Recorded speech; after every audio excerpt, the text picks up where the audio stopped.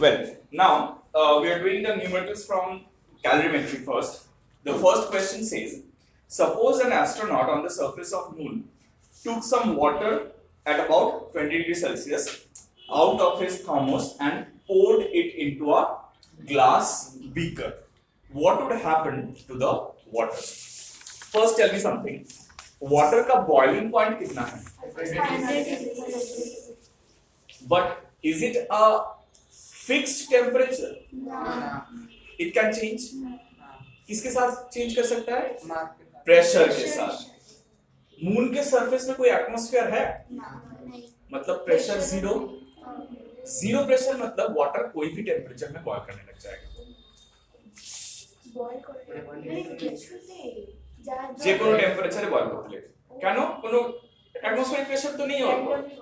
Randomly boil করতে শুরু. মানে 20 degree Celsius as soon as you pour it inside in the beaker, the water will start boiling. But tell me something, boiling means it has to convert from liquid to gas. For that it requires something called latent heat, right? You have studied it last class. Latent heat नहीं देंगे तो liquid से वो gas में नहीं जाएगा. तो वो latent heat उसको कहाँ से मिलेगा? The bulk of the liquid. क्योंकि उसका तो टेम्परेचर 20 डिग्री सेल्सियस है ना, तो उसके पास तो एनर्जी है. तो वो एनर्जी वो वहां से लेगा, लेके वो बॉयल करने लग जाएगा. तो जो पार्ट ऑफ लिक्विड एनर्जी छोड़ रहा है वो क्या होगा? उसका टेम्परेचर क्या होगा? कम जाएगा. ऑब्वियसली. तो एक part of the liquid boil करने लगेगा, दूसरा part of the liquid temperature कमने लगेगा. तो जैसे ही वो 0 डिग्री सेल्सियस रीच करेगा वो क्या हो जाएगा? आइस हो जाएगा, फ्रीज हो जाएगा. सो you'll see the water will start boiling and after some time you'll find only ice present in the beaker.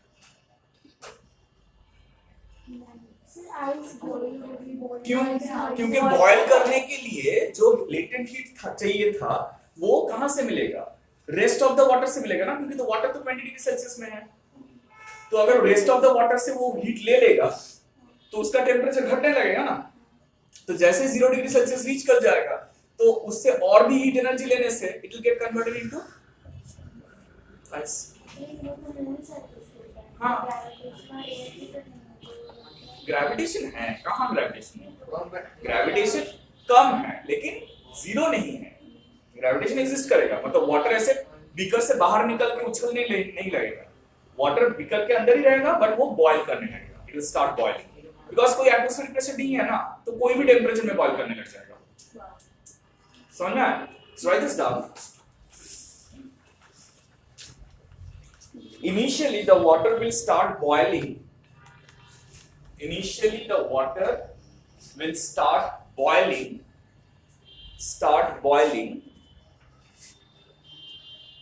because of absence of atmospheric pressure.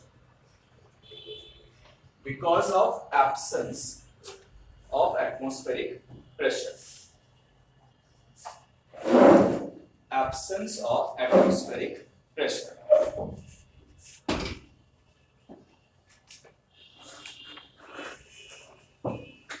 During boiling, it will take up the latent heat of vaporization from the remaining part of water. From the remaining part of water.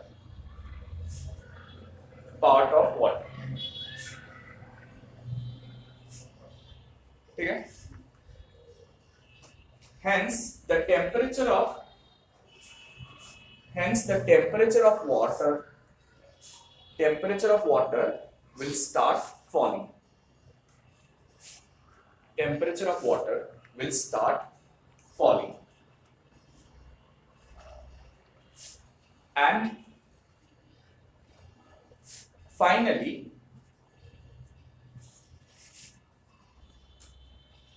it gets converted into ice. Finally it gets converted into ice. Is that clear?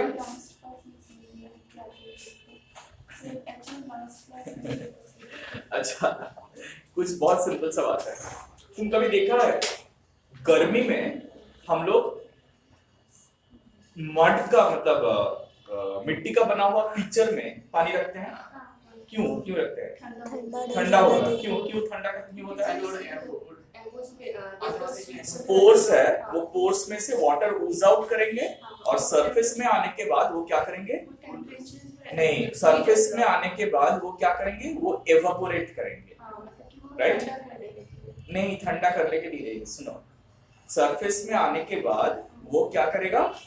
Evaporate करेगा। लेकिन evaporate करना मतलब क्या? Liquid से gas में convert करना।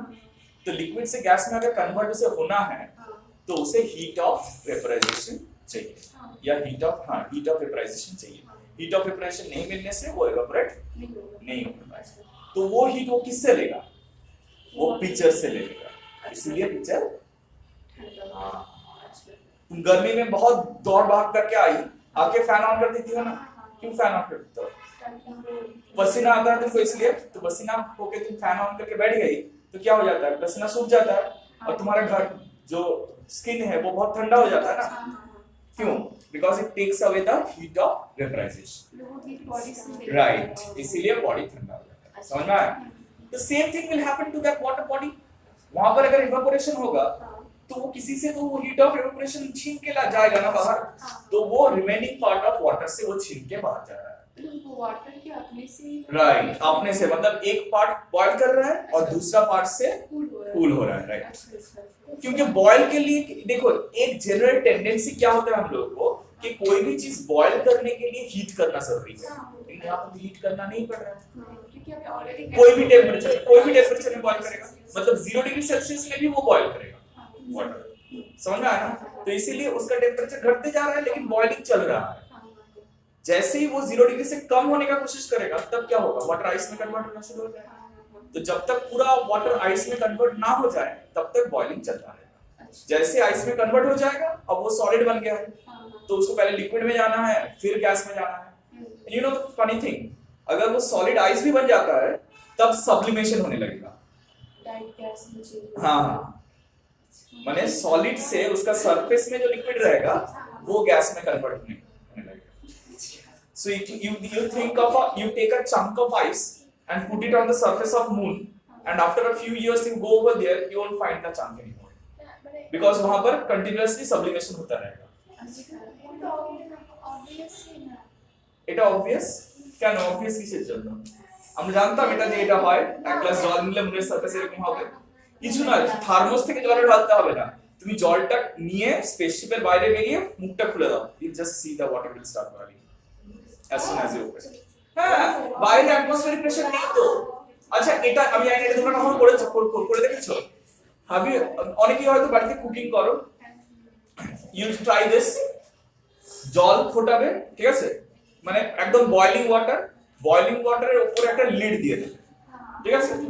Lead দিয়ে দেবে, লিড দিয়ে জল গরম করা বন্ধ করে দেবে, বন্ধ করে উপরে অল্প একটুখানি আস্তে করে জল ঢালবে, ঠান্ডা জল ঢালবে, দেখবে আবার ওটা বয়েল করতে লেগে যাচ্ছে। কেন আবার ওটা বয়েল করতে লেগে যাবে? Because if you pour a little amount of cold water over that, তাহলে ওর নিচে যে ওয়াটার পেপারটা ছিল সেটা কনডেন্স করে যাবে, it will create a vacuum out there. Vacuum create হলে তখন কি হবে? প্রেসারটা ড্রপ করে যাবে and it will start boiling all over again, আবার বয়েল করতে শুরু করে দেবে for a small amount of time, but it will boil. Gas बंद कर दो। हाँ, गैस बंद करने के बाद, गैस तुम बंद कर दो, मतलब वाटर पूरा बॉयल करने लगेगा, एकदम बॉयल कर रहा है। उसके ऊपर जो लिड तुम दे रहे हो, it should be fitting it tight, मतलब लूजली फिट करने से नहीं होगा, एयर घुस जाएगा उसके अंदर, तो वो टाइटली फिट। प्रेशर कुकर में सबसे ज्यादा होता है। प्रेशर कुकर मान लो बहुत गर्म है, उसको तुम ठंडा करना चाहती हो, तुम उसको उसके नीचे टैप के नीचे उसको रख दो, तो वो फिर से उसके अंदर बॉयल होने लग जाएगा।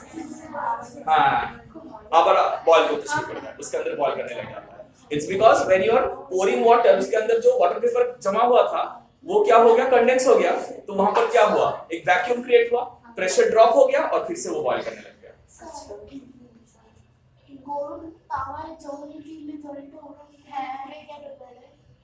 না না, সেটা ঘুরে বেড়ায়, তার কারণটা হচ্ছে জলটা কি করতে চায়, জলটাকে বয়েল করবার চেষ্টা করে না, তাহলে পুরো জলটা অ্যাজ আ মাস ইভাপোরেট করতে পারে না, সেই জন্য কি হয় বয়েল করে ওটা সরে গিয়ে আবার একটা জায়গায় পড়ে অন্য জায়গায় বাউন্স করতে থাকে, মানে কিপস অন বাউন্সিং, পুরোটাই ইভাপোরেট করে যায়, it keeps on bouncing. Actually ও বয়েল হতে চেষ্টা করে, কিন্তু বয়েল হতে চেষ্টা করে কিন্তু ও তো জায়গা নেই বয়েল হওয়ার, না পুরোটা একসঙ্গে ইভাপোরেট করতে পারবে না, তো আস্তে আস্তে আস্তে আস্তে ফাইনালি পুরোটা ইভাপোরেট করে। Anyhow, so everything is physics, everyday life, whatever you do it's physics, ঠিক আছে? এবার যেটা বলছি একটু মন দিয়ে শোনো, সেটা হচ্ছে accept a lot of things. Well, second question number 2 টা কি আছে?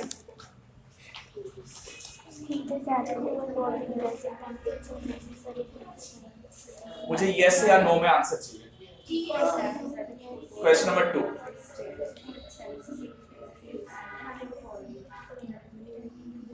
सर ये तो हर केस का नहीं पूछ रहा है, हाँ does मतलब it necessary? हाँ राइट, मतलब हर केस का नहीं पूछा, कोई एक पर्टिकुलर सिचुएशन में ऐसा हो सकता है क्या टेम्परेचर राइज नहीं कर रहा है, कब? हाँ obviously, take ice at room temperature, तो उसका टेम्परेचर 0 डिग्री सेल्सियस रहेगा, कब तक? जब तक ना वो पूरा पिघल जाए, right? So write this down, during state change. Answer होगा yes, does its temperature necessarily increase? ना, आंसर होगा no, does its temperature necessarily increase? Answer का হচ্ছে no. In case of state change, state change में क्या होता है, you are supplying heat energy but the temperature does not change, क्यों? क्योंकि वो हीट एनर्जी स्टेट चेंज करवाने के लिए जाता है, यूज होता है। Is that clear? Well, next question number 3. So this is the sum on calorimetry. Finally, we have got it. So remember calorimetry. Calorimetry की बोले principle of calorimetry. What is the principle of calorimetry tells us? Heat lost by the hotter body is equal to वही हम लोग को use करना है यहाँ पर। क्या बोला है देखो, बोला है steam at 100 degree Celsius is passed into a calorimeter of water equivalent 10 gram containing 74 cc of water and 10 gram of ice at 0 degree Celsius. If the temperature of the calorimeter and its contents rise to 5 degree Celsius, calculate the amount of steam passed. Latent heat of steam दिया हुआ है, latent heat of fusion of ice दिया हुआ है. How do you do it? Whenever it's a sum on calorimetry, you have to identify the hotter body and the cooler body. and you need to figure out hotter body कितना heat lose करेगा और colder body कितना heat. That's it. और कुछ नहीं. So identify the hotter body and the colder body. Anjali hotter body कौन सा है, colder body कौन सा है? एक तरह फिजिक्स एग्जाम हो गया है, कुछ बता ही नहीं कैसा हुआ क्या हुआ। जो इम्पोर्टेंट ना करवाई थी मैम, उसको छोड़ के सब हमारे साथ ऐसे गद्दारी की कुछ बताई भी नहीं, पूरा गद्दार चल रहा है।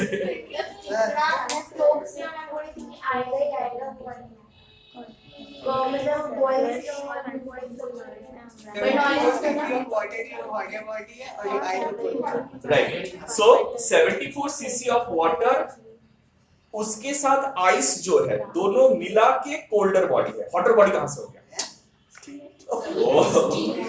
दोनों अलग नहीं है। राइट, यहाँ पर hotter body is steam, obviously steam, ठीक है? हॉटर बॉडी इज स्टीम और कोल्डर बॉडी হচ্ছে কে কে? water with ice with container।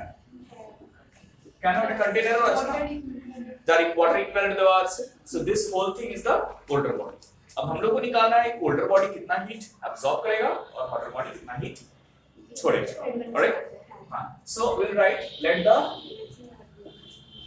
The mass of steam be m, ठीक है? अब मुझे बताओ स्टीम को अगर 5 डिग्री सेल्सियस वाटर तक आना है तो क्या क्या स्टेप से पास करेगा वो? पहले लिक्विड होगा, पहले स्टीम एट 100 डिग्री सेल्सियस से गैस हो गया water at 100 degree Celsius. Steam तो gas नहीं है, water something. Steam at 100 degree Celsius to अच्छा concentrate কি হয়েছে কি প্রবলেম এখানে কার ডাউট কিছু থাকলে আমায় জিজ্ঞেস করো steam at 100 degree Celsius to water at 100 degree Celsius চলো ফাইনাল টেম্পারেচার কত বলেছে তার মানে water at 100 degree Celsius to water at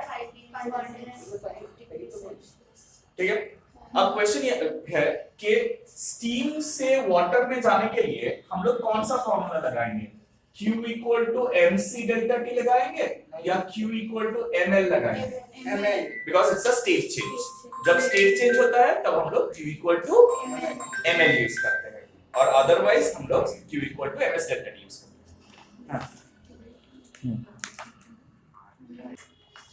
well so now steam जो है steam 100 डिग्री से water at 100 डिग्री बनने के लिए we'll use m into l मास इसका पता नहीं है हम लोग m लिए हैं और l क्या है देखो दिया हुआ है latent heat of 540 so 540 kilo calorie per KG আছে তো তাহলে সেটা ক্যালোরি পার গ্রামও বলা যাবে আমি ক্যালোরি পার গ্রাম দিয়ে করছি কারণ একটা সিসিপিসি তে আছে তো গ্রামে আছে তাই 540 লিখছি কিলো ক্যালোরি লিখছি না कैलोरी पर ग्राम हिसाब लिखছি plus water at 100 degree Celsius to water at 5 degree Celsius कौन सा फार्मूला यूज करेंगे आपका mc delta mc delta t वहां पर टेम्परेचर चेंज হচ্ছে এখানে টেম্পারেচার চেঞ্জ হচ্ছে না সেজন্য ml আর এখানে টেম্পারেচার চেঞ্জ হচ্ছে সেটার জন্য ms delta t mc delta t বা mc डेल्टा t তাহলে m specific capacity of water হচ্ছে এটা ক্যালোরিজে আছে না ক্যালোরিজে it is 1 calorie per gram into কত temperature change 100 minus 5 solve ma'am this is what এটা আমরা কি বার করলাম quantity of heat heat lost by water body is equal to this বোঝা আছে এবারে heat gain by colder body কত হবে heat gained by colder body তে কি কি আছে आपका water আছে container আছে ice আছে so first the ice will melt and then ice melt करके जो water form हो रहा है और पहले से जो water था दोनों मिलके उसका टेम्परेचर राइज करवाएगा ठीक है so ice melting के लिए m into l करना पड़ेगा mass of ice कितना दिया हुआ है 10 gram 10 gram of ice तो 10 into specific capacity कितना दिया हुआ है melting of latent heat of fusion 80 kilogram calorie per gram ही হবে in plus মানে এখানে আইসটা মেল্ট হয়ে গেল আইস মেল্ট হয়ে গেলে কি থাকলো ওয়াটার আর ওয়াটার আরো ছিল কতটা ছিল আগে 74 सीसी माने 74 ग्राम 1 ग्राम पर सीसी उसका डेंसिटी ले रहे हैं और 10 ग्राम वाटर इक्विवेलेंट है किसका कंटेनर का मतलब 74 ये है कंटेनर है 10 तो टोटल मिला के कितना हुआ 84 और आइस कितना था ओहो वाटर 74 हाँ और आइस कितना दिया हुआ था 10 सो 94 इसमें सो गई थी शायद सो टोटल कितना हुआ 94 ग्राम ऑफ वाटर वो था कितना टेम्परेचर में 0 डिग्री क्योंकि आइस के साथ था ना और फाइनल टेम्परेचर कितना हुआ है 520 सो m c delta t right यही चेंजिंग टेम्परेचर हुआ ना हाँ या ना इनिशियल 0 पे था फाइनल आपका 5 समझ में आया? ये पूरा मास ऑफ वाटर के लिए हुआ देखो तीनों को मैंने ऐड किया इसका 74 इसका 10 इसका 10 क्योंकि सब वाटर बन चुके हैं सब 0 डिग्री सेल्सियस में वहां से इतना टेम्परेचर हो रहा है सो हम लोगों को क्या करना है इसके साथ इसको इक्वेट करना है so from principle of calorimetry heat lost is equal to heat gain. That implies 540 m plus 95 m is equal to 800 plus 94 into 5 कितना हो रहा है?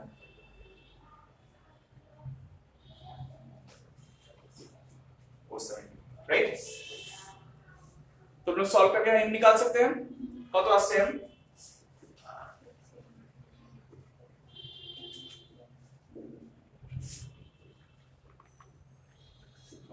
Yes.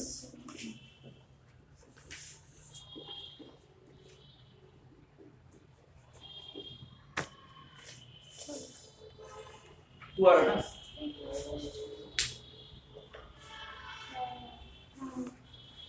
Is that clear?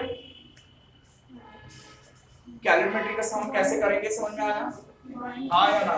1 to 706.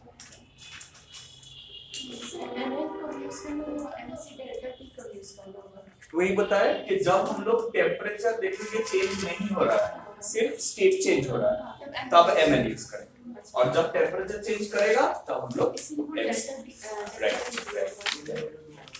Temperature change मतलब ही हम लोग एक्सीडेंटल यूज करेंगे। सब देखो आइस इसी में है और उसमें वाटर भी है, दोनों एक साथ कोएग्जिस्ट कौन सा टेम्परेचर में कर सकते हैं? यस और नो? कोई भी सिस्टम में आइस और वाटर एक साथ है ना, मतलब तुमको समझना है कि उसका टेम्परेचर 0 डिग्री सेल्सियस है, अदरवाइज दोनों एक साथ नहीं हो सकता है।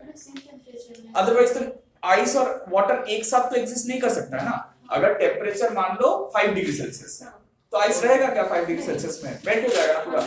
सिमिलरली अगर टेम्परेचर -3 डिग्री सेल्सियस है तो उसमें वाटर रहेगा क्या? आइस बन जाएगा पूरा।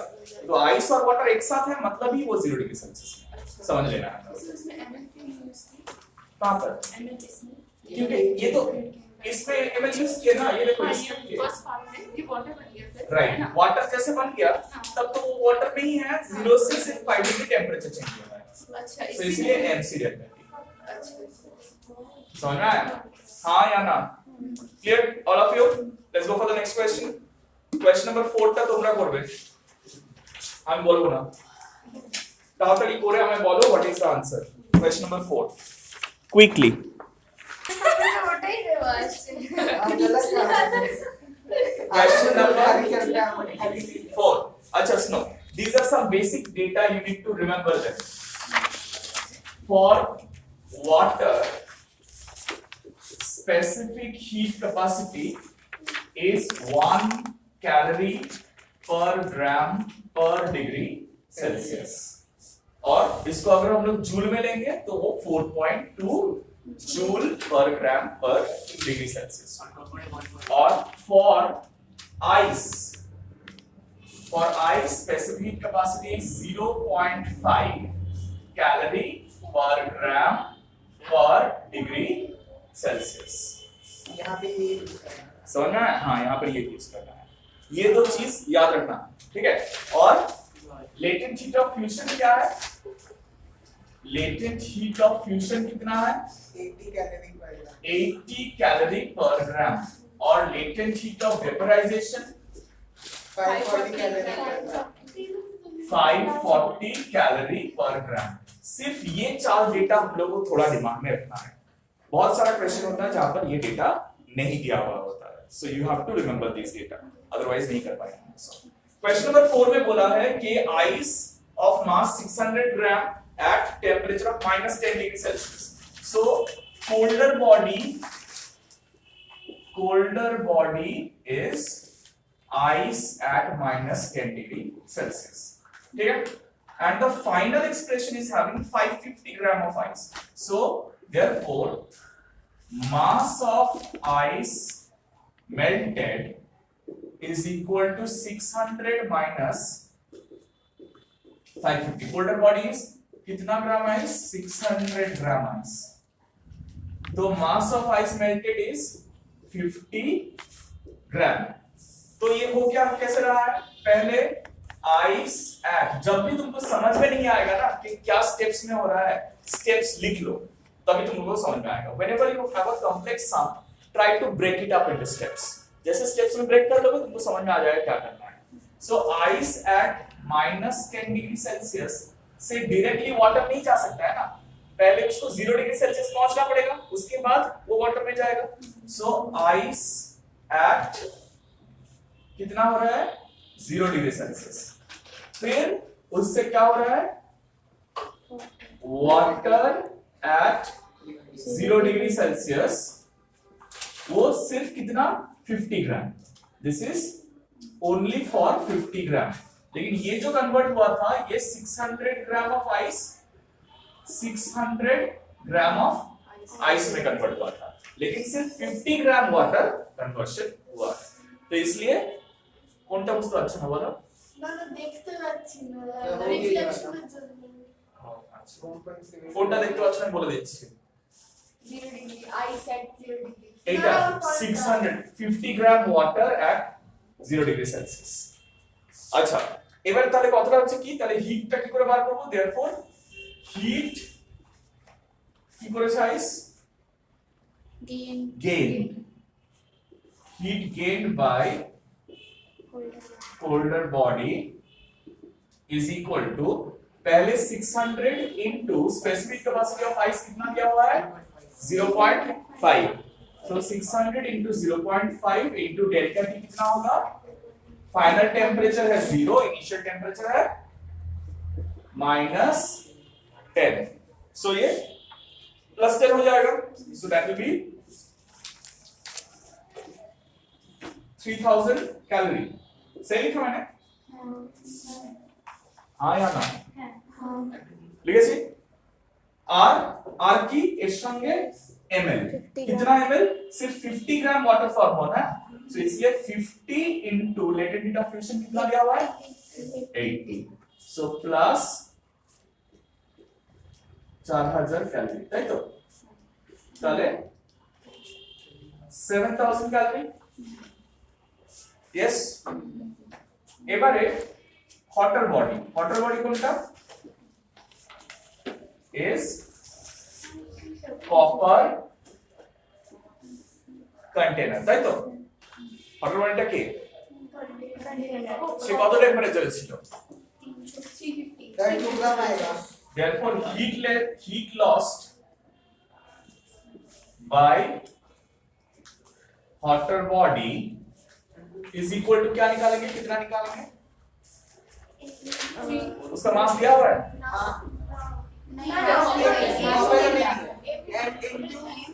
उसका C कितना दिया हुआ है 100 by 1000, 100 by 1000 क्या नो, बिकॉज़ उसका केजी दे देगा इनटू इसका टेम्परेचर चेंज कितना हो रहा है 350 minus 0 right, so that is 35 m, so therefore from calorimetry, principle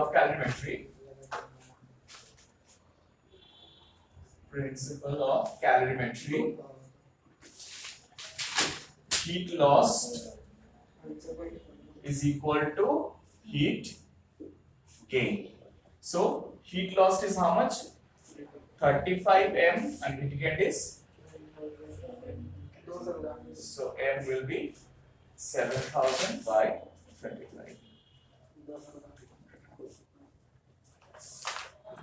তুই কি বলেছিলি 2 अरे हम यहाँ पे 1000 से डिवाइड होगा ना, यही होगा। বেশি কথা বলতে নেই चलो तो वैसे ही लगा दिए।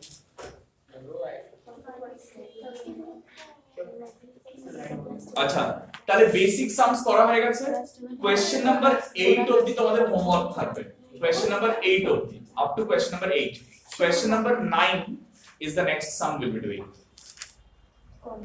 क्वेश्चन नंबर 8 तक होमवर्क रहेगा, क्वेश्चन नंबर 9 एग्जाम में आ सकता है, ठीक है? Question number 9 is a very typical question,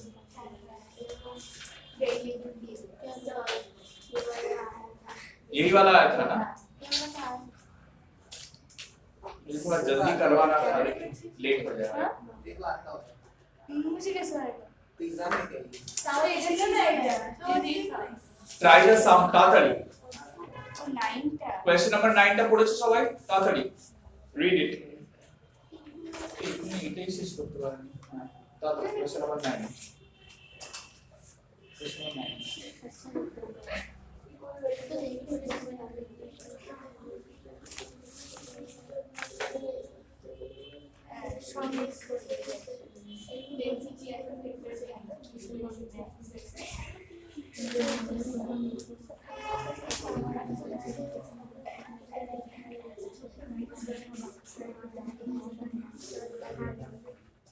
question number 9 बोला है equal volumes of three liquids of densities ρ1 ρ2 and ρ3 specific capacities C1 C2 and C3 and temperatures T1 T2 and T3 and T3 respectively are mixed together. What is the temperature of the mixture? Assume no changes in volume on mixing. Problem ये है कि हम लोगों को पता है क्या क्या कौन सा हॉटर बॉडी है और कौन सा कोल्डर बॉडी है. This the problem.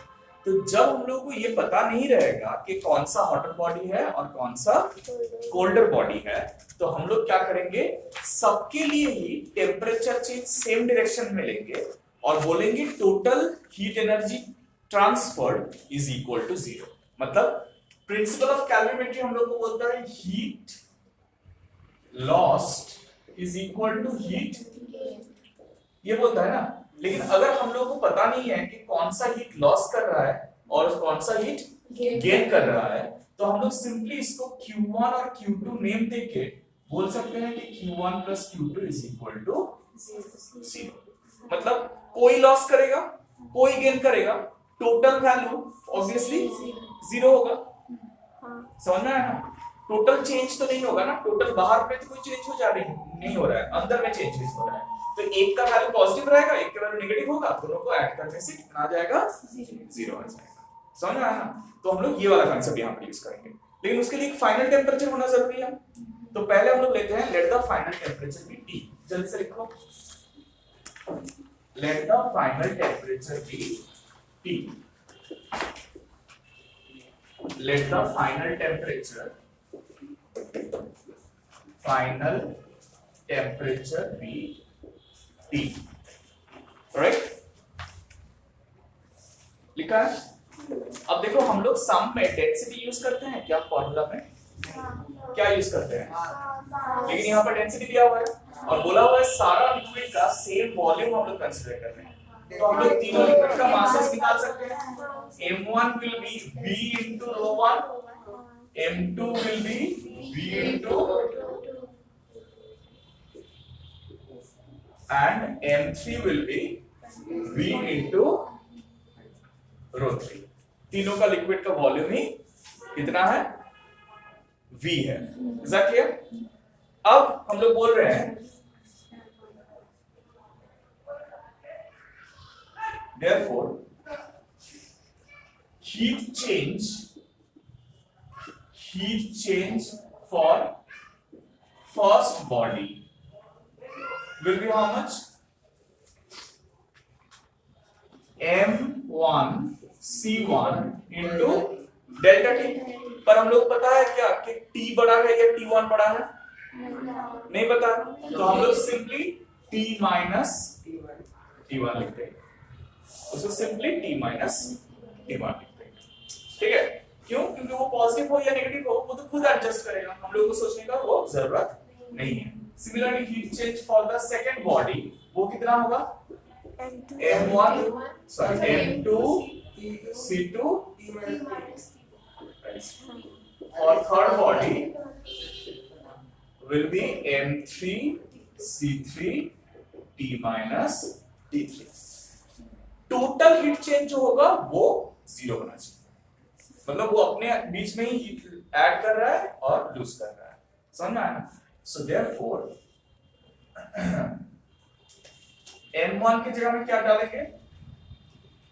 अच्छा इसका नाम दे दीजिए. इसको Q1 Q2 और Q3 डाल देते हैं.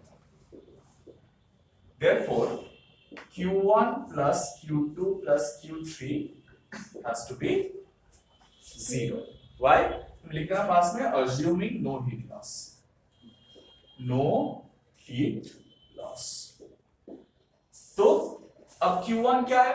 M1 C1 डेल्टा T, जहां पर M1 है V into ρ1, so V ρ1 C1 T minus T1 plus V ρ2 C2 T minus T2 plus V ρ3 C3 T minus T3 is equal to 0। alright, तो यहां से देखो V कॉमन लेके हम लोग कैंसिल आउट कर सकते हैं, और हम लोग को क्या चाहिए? फाइनल टेम्परेचर चाहिए, मतलब T चाहिए। सो हम लोग सारा मल्टीप्लाई कर रहे हैं और T कंटेनिंग टर्म लेफ्ट में रख रहे हैं, T1 T2 T3 containing term. तो यहाँ पर क्या मिलेगा हम लोग को? हम एक स्टेप जंप कर रहे हैं, देखिए मुझे बताओ स्टेप समझ में आ रहा है या नहीं आ रहा है? ρ1 C1 plus ρ2 C2 plus ρ3 C3 is equal to ρ1 C1 T1 plus ρ2 C2 T2 plus ρ3 C3 T3. So that implies T is equal to ρ1 C1 T1 plus ρ2 C2 T2 plus ρ3 C3 T3 divided by ρ1 C1 plus ρ2 C2 plus ρ3 C3। क्या किया मैंने? हाँ, पहले सबको bracket open कर दिया है, bracket open करके सारा नेगेटिव टर्म उधर लेके गया है, तो सारा पॉजिटिव बन गया है, और जो positive term left hand side में था सब में T नहीं V को ना, अच्छा ये मैंने बताना भूल गया, V हम लोग पहले ही कॉमन लेके राइट हैंड साइड में लेके आ जाएंगे, तो 0/V 0 हो जाएगा, वो पहले कर लिए है।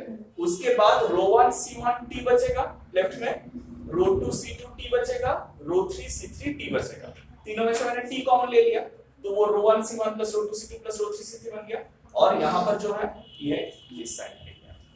समझ में आया? Is that clear? हाँ या ना? It wasn't a difficult question, सिर्फ मेथड मालूम होना चाहिए था कि ये मतलब क्या करेंगे। जीरो क्यों हुआ? देखो हम लोग बोल रहे हैं heat lost by hotter body equal to heat gained by the colder body ना। तो अगर हाँ यहाँ पर नहीं दिया हुआ है, तो हम लोग बोल रहे हैं कि अगर हम लोग सबको ही T minus T1 T minus T1 T minus T3 करेंगे, तो क्या हो रहा है? कुछ वैल्यू यहाँ पर पॉजिटिव आएंगे और कोई एक वैल्यू नेगेटिव आएगा ऑब्वियसली, क्योंकि फाइनल टेम्परेचर जो है वो हायर बॉडी मतलब हॉटर बॉडी जो था उससे तो कम टेम्परेचर में होगा ना, तो वो वाला क्वांटिटी नेगेटिव आना चाहिए, तो पॉजिटिव क्वांटिटी और नेगेटिव क्वांटिटी को ऐड करेंगे, तो total quantity should be 0, because हम लोग तो पॉजिटिव इक्वल टू नेगेटिव बोल रहे हैं ना, तो उसको इधर लेके ऐड कर देंगे तो वो 0 आ जाएगा।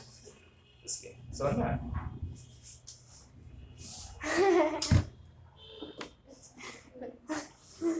पावर लग जाएगा आंख में। पावर नहीं, पावर है बहुत थोड़े 0.75 हाँ ठीक है, माइनस। बस उतना ही काफी है आंख बिगाड़ने के लिए। एक बार बिगड़ गया तो बस हो गया, फिर लगा के सारा जीवन लगा के रखना पड़ेगा। हो गया ये करेक्ट 9 तक हो जाएगा से क्वेश्चन नंबर 9 तक हो जाएगा से, है ना? नेक्स्ट क्वेश्चन, अच्छा क्वेश्चन नंबर 10 तक रखे पहले तुमरा कुत्ते वाले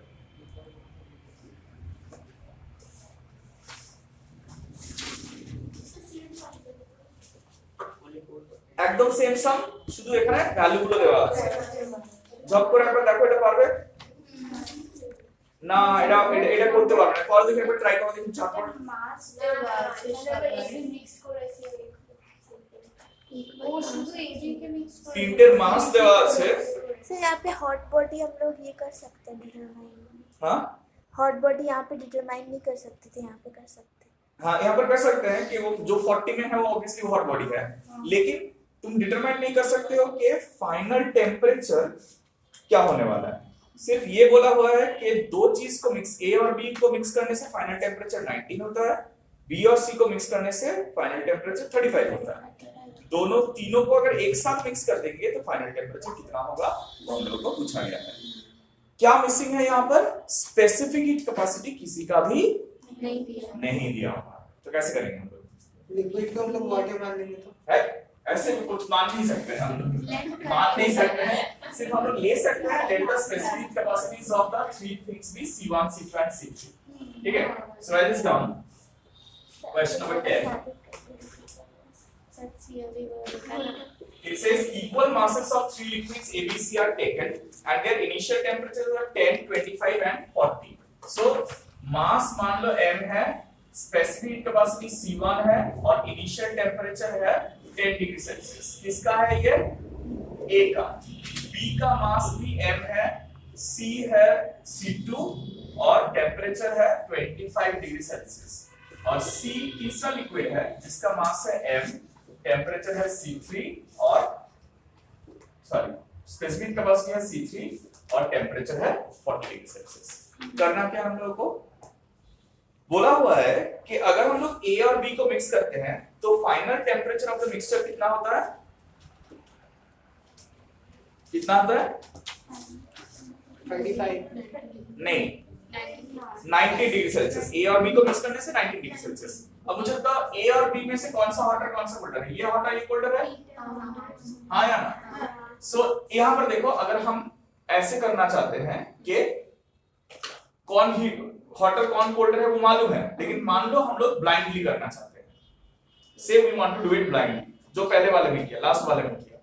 इससे पहले वाले में किया था ना, तो वहां पर तो पता था, सॉरी पता नहीं था इसलिए ब्लाइंडली किए थे. लेकिन यहाँ पर पता है फिर भी ब्लाइंडली करके देखते हैं कि हम लोग जो पहले किए थे उसके साथ सेम आ रहे हैं. ठीक है. So for A and B mixed, A का टेम्परेचर कितना है?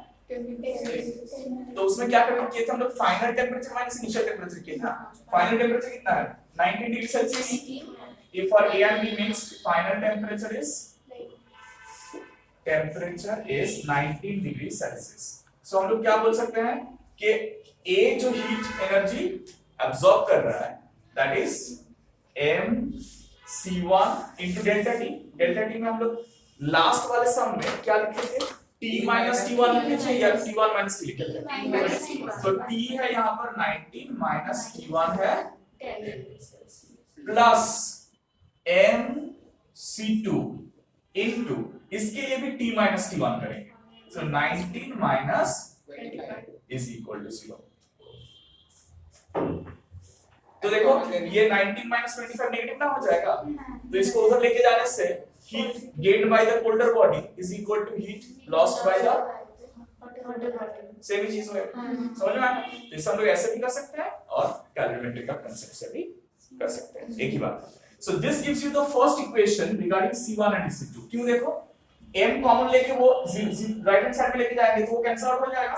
क्या बचेगा इधर? 19 minus 10 is 9C1 minus 6C2 is equal to 0.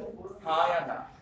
So that gives us 9C1 equal to, तो C1 by C2 कितना निकलेगा? 6 by 9 मतलब 2 by 3 राइट? हो गया. सिमिलरली सेकंड वाला दिया हुआ है, क्या कौन कौन मिक्स कर रहे हैं? For B and C mixed, final temperature is how much? 35 degree. तो उसके हिसाब से क्या इक्वेशन बनेगा? जल्दी से बनाओ क्विकली. m B का मास कितना है?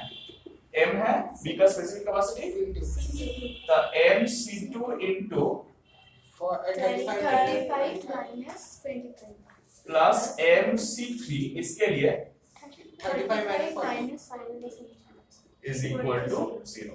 This is equation 2. तो यहाँ से क्या मिल रहा है हम लोगों को? देखो m फिर से कॉमन लेके उधर डिवाइड कर रहे, कट जा रहा है, तो 10c2 minus 5c3 equal to 0. मतलब 10c2 equal to 5c3, मतलब c2 by c3 equal to कितना? 1 by 2. तो क्या हम लोग c1 is to c2 is to c3 निकाल सकते हैं? कैसे? देखो यहाँ पर c2 कितना है? 3 रेशियो है और यहाँ पर कितना है? 1 रेशियो है. तो इसको ऊपर और नीचे 3 से मल्टीप्लाई कर देंगे तो c2 by c3 क्या मिल जाएगा? 3 by 6 मिलेगा ना? अब तीनों को कंबाइन कर सकते हैं. Therefore c1 is to c2 is to c3 is equal to क्या होगा? 2 is to 3 is to 2 is to 3 is to 6 मिल गया. So Therefore हम लोग देख सकते हैं C1 equal to 2K, C2 equal to 3K and C3 equal to 6K. ले सकते हैं ना, कांस्टेंट ऑफ प्रोपोर्शनलिटी की कांस्टेंट ऑफ प्रोपोर्शनलिटी, ठीक है। अब बोला है कि तीनों को एक साथ मिक्स करेंगे तो फाइनल टेम्परेचर क्या होगा। अब पहले वाला सम का जो लास्ट एक्सप्रेशन था हम लोग को वो कर देंगे और वहां से फाइनल टेम्परेचर निकल जाएगा। समझना, C1 C2 C3 तो मिल गया है ना, तो वहां पर C1 C2 C3 था और वो जो रो1 रो2 था वहां पर ना लास्ट वाला सम में फार्मूला में उसकी जगह में M1 M2 सॉरी मैंने M तो सब सेम है, M होगा, ठीक है। So now right when all three of them are mixed,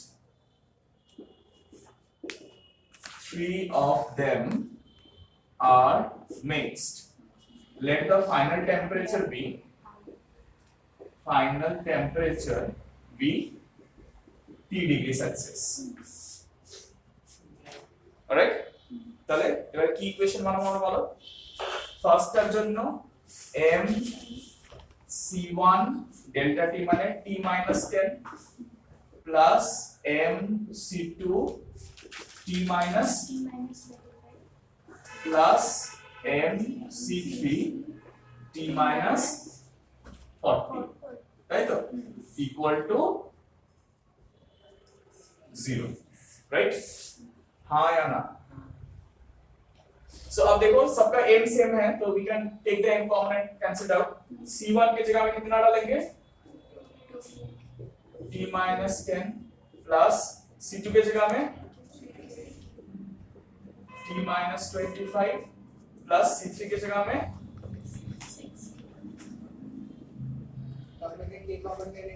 right k भी हट जाएगा तो 2k 2t minus 20 plus 3t minus 75 plus 6t minus 240 equal to 0।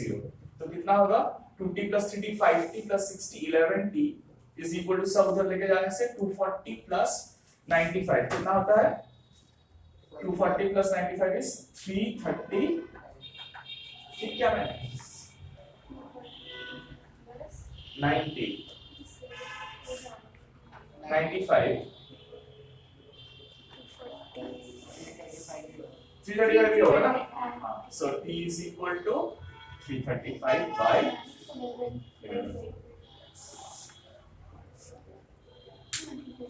That will be the final temperature of the mixture. So around 30 something মানে 3 দিয়ে যাবে প্রথমে, তারপরে 0 হবে 30.4 something হবে 30.4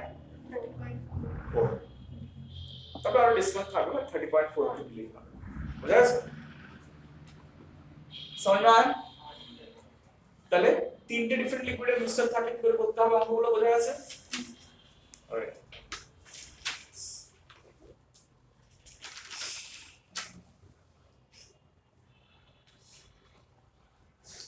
ওয়েল ক্যালোরিমেট্রির মোটামুটি যত ডিফারেন্ট সামস টাইপস আছে একটা শুধু পাওয়ারের অঙ্ক আমরা একটা করে নিই। লেটস ডু কোশ্চেন নাম্বার 12 টা কি করে করব একটু বলো দেখি ঝটপট। Read question number 12। अच्छा हाँ कॉपी कर लो पहले। So this is question number 12. It says a certain amount of ice is supplied heat at a constant rate for 5 minutes. So हम लोग rate of heat supply Vp ले रहे हैं, मतलब rate of heat supply मतलब power, ठीक है? So power is P. Power is P. So now what will be the heat supplied for the first 1 minute? See बोला हुआ है कि आइस को पहले हीट एनर्जी सप्लाई कर रहे हैं for 1 minute and its temperature kept on changing, लेकिन जैसे ही 1 मिनट हो गया उसका टेम्परेचर बिकेम कांस्टेंट। हम लोग लास्ट क्लास हीटिंग तरफ किए थे, याद है? पहले टेम्परेचर राइज किया, फिर टेम्परेचर कांस्टेंट हो गया, फिर टेम्परेचर राइज किया। यहां तक 1 मिनट है, फिर कितना टाइम दिया हुआ है, कितना टाइम तक टेम्परेचर कांस्टेंट था? फॉर नेक्स्ट 4 मिनट्स, मतलब ये 5 मिनट है और लास्ट वाला है 7 मिनट। समझ में आया? This is heating curve. समझ में आया? ये टेम्परेचर है और ये टाइम है, इधर टाइम। ठीक है हम लोग लास्ट क्लास। अब देखो उसके बेसिस पे फर्स्ट वाला पार्ट में टेंपरेचर चेंज हो रहा है। ऑब्वियसली आइस एक जगह में टेंपरेचर फिक्स हुआ मतलब वो 0 डिग्री सेल्सियस होना ही पड़ेगा क्योंकि आइस का मेल्टिंग 0 डिग्री सेल्सियस पे ही होता है, कोई दूसरा टेंपरेचर पे ice melt right. So you all know this is solid, this is melting and this is remember ये किए थे हम लोग, हाँ या ना?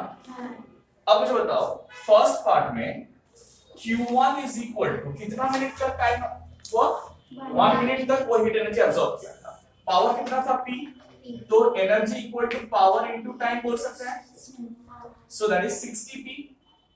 लेकिन ये कर क्या रहा है, आइस का टेंपरेचर राइज करा रहा है। So let initial temperature of ice be T1, therefore can I write Q1 also mc delta T and mass be m। तो m into आइस का c कितना है 0.5, डेल्टा T है 0 minus Q1, final minus initial, right. So ये और ये दोनों ही Q1 है ना, सो हम लोग बोल सकते हैं 60P equal to 0.5 m minus T1। Let mark this as equation 1। Second part है क्या है माने टेंपरेचर कांस्टेंट माने स्टेट चेंज होती है, स्टेट चेंज माने obviously melting, derivative of fusion is m into l। So Q2 is equal to second part में Q2 is equal to कितना टाइम इंटरवल के लिए हो रहा है ये 4 minutes। So Q2 is equal to P into 4 into 6, that is 240P। और also Q2 is equal to M into latent heat, that is 80Q since melting वजह से जल में। ताले from these two what equation can you frame out? M into 80 is equal to the latent heat of ice पे यहाँ पे दिया हुआ है। हाँ कितना दिया हुआ है, ओ ये जूल में दिया हुआ है। ठीक है ठीक है ठीक है, कोई बात नहीं है क्योंकि सारा जो यूनिट है वो तो कैंसिल आउट हो जाएगा। तो फिर यहाँ पर देखो लेटेंट हीट ऑफ फ्यूजन और आइस का latent heat of fusion of ice दिया हुआ है, लेकिन specific heat capacity of ice नहीं दिया हुआ है। देखो स्पेसिफिक कैपेसिटी ऑफ आइस यहाँ पर नहीं दिया हुआ। So you can take this values also. तुमको याद रखना है कि स्पेसिफिक कैपेसिटी ऑफ वाटर जितना होता है आइस का एग्जैक्टली हाफ होता है। तो अगर स्पेसिफिक कैपेसिटी ऑफ वाटर यहाँ पर 4200 दिया हुआ है तो आइस का 4200 by 2 होगा, मतलब 2100 होगा। as simple as that। ठीक है, तो ऐसे करने से भी गलत नहीं होगा क्योंकि सारा यूनिट्स तो कैंसिल आउट हो जाएगा। we'll find out define them out in ratios so you'll get the same answer, doesn't matter। और सेकंड थर्ड वाला स्टेप में क्या हो रहा है, थर्ड वाला स्टेप में क्या हो रहा है, वो लिक्विड में पहुंच गया ना। सो 5 to 7 मिनट्स मतलब 2 मिनट्स। सो 2 मिनट्स में कितना एनर्जी कंज्यूम करेगा वो 120p। और वो लिक्विड क्या करेगा, वो हीट क्या करेगा, किसका टेम्परेचर राइज करवाएगा। हाँ तो जो नई इक्वेशन लिखी बात हो m into specific capacity of water Turner 1 into delta T। Do we know the final temperature? Do we know the final temperature? No।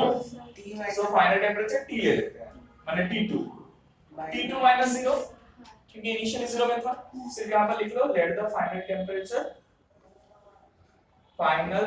temperature be T2।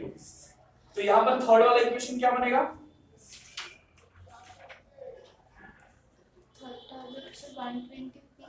120p equal to mT2।